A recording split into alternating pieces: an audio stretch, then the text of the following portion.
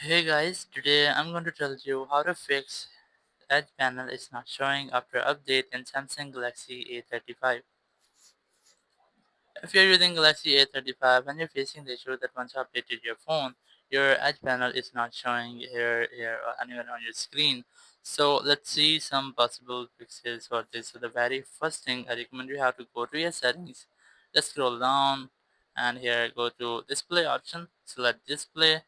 Here you must see Edge panel. You just have to enable this from here because sometimes it might be that once you updated your phone, after an update your Edge panel deactivated or disabled by itself. So you just have to try to re-enable it, or if you might see that your edge panel is enabled but you're still facing the same issue, your edge panel is not showing here, so you can switch your screen light to dark to get a visual here to find your edge panel.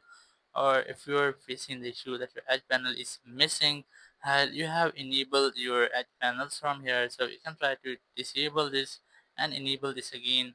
Or you can also try to go ahead to your software update section, click on this check for updates option and recheck for any pending software update, because sometimes it might be due to any technical error your update doesn't complete as well, so you have to update your software, and once you've re-updated your software your issue might have been fixed.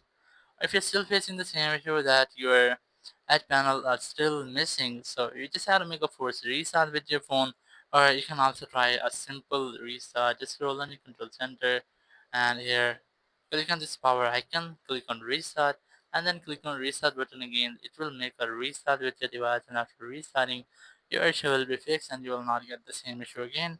Thank you very much for watching the video. Until next video, bye bye.